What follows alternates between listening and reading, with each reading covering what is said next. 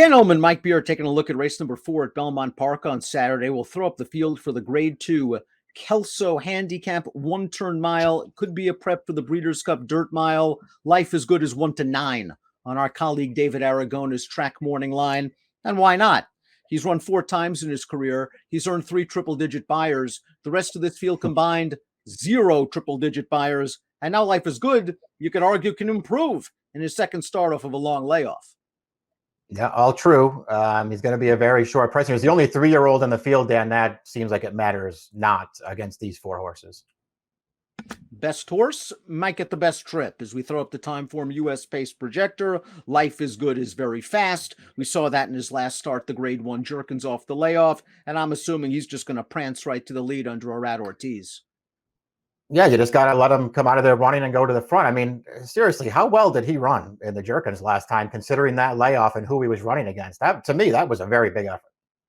It was a huge effort, and all these other horses are not only going to have him nailed on tight, they're going to have to really improve if they're going to take him down. The number 1, Fort Peck, really improved last time out. First off, the Robertino Diodoro claim. Let's watch that race at Saratoga. You liked him that day, Mike. 50,000 claimer, 1 1/8. Where did this race come from? He dominates. Yeah, he just got a perfect trip in here too, but he, just always kind of looked like he was going to win. Hung a little wide around the first turn, but he just sat right up close, took this race over very early at the end of the backstretch, and just, as you can see here, romps through the stretch. Very easy win. It wasn't a huge step for him. He had run some good races in the past, but he's also more of a claiming type of horse, Dan, and this is, as well as he ran last time, this is a huge step up in class. Let's watch Life is Good's first start for Todd Fletcher in the H. Allen Jerkins. Surprised a lot of folks by getting to the lead on Jackie's Warrior, the best 3-year-old dirt sprinter in the country. Do you think Mike Smith was a little too confident, keeping him far off the rail? Jackie's Warrior slipped on through. It's going to be a tight finish. Both ran great. Yeah, they both really ran well in here. Yeah, I don't know what the idea was, keeping this horse in the 2 or 3 path all the way around the track there. But either way, he's dead game down to the end here against a really nice horse. This is a very good performance for this horse who, I mean, I don't really feel like it would be, that big a reach to say, and, not knocking essential quality at all. There's not that big a reach to say this is the best 3-year-old in the country. Chance at the number 3 has only been off the board once in his career, and that was in a 2-turn race, the Tampa Bay Derby. Let's watch his last effort, the 4 Go. It was a race where he broke well, but they conceded the lead to Yaupan and Firenze Fire, sat in behind, eases out here with a chance. He's going to finish okay to be 3rd. I wonder if they were a bit more aggressive if he's just a little bit closer at the wire, not to say he would have won. I wonder that too, though, because he is a horse who had shown plenty of speed earlier on in his career. And this was a race that was dominated, up towards the front by the 1-2 finishers. He just couldn't make up any ground on them through the stretch. He was pretty game to be 3rd. He's obviously a really nice horse, Dan. He's not in the league of a horse like Life is Good. He doesn't have that kind of talent, but he's nice and he's run some fast races.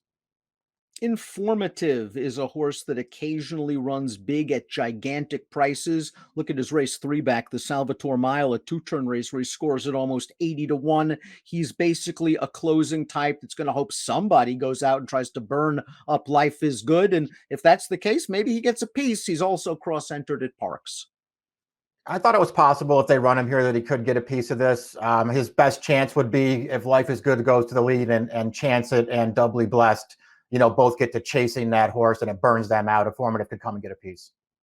Michael Maker doing the rain dance with Doubly Blessed, 3 for 3 over a wet track, including a career best 97 buyer, 2 starts back going 1 1/16 last time out in the 4 Go. He chased that moderate pace wide, but he just didn't do much running when called upon.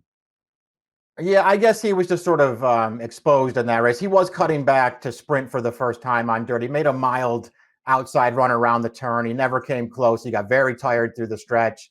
It feels like a race like this is just going to be too tough for him right now, but he's not bad. I just feel like he's probably not a graded stakes horse.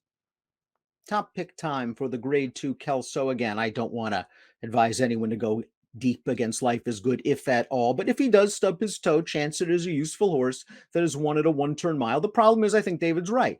He's probably going to be between 4 and 5-1 at post time, and that's just way too short. If he was 10-1, maybe I'd throw a few bucks on him.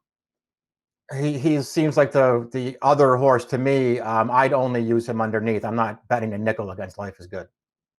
let's see what Life is Good does, because it still could give Todd Pletcher options. The Classic isn't out of the question. The Dirt Mile is in play. He is a very talented horse, and he is the probable winner of this year's Grade 2 Kelso. Best of luck.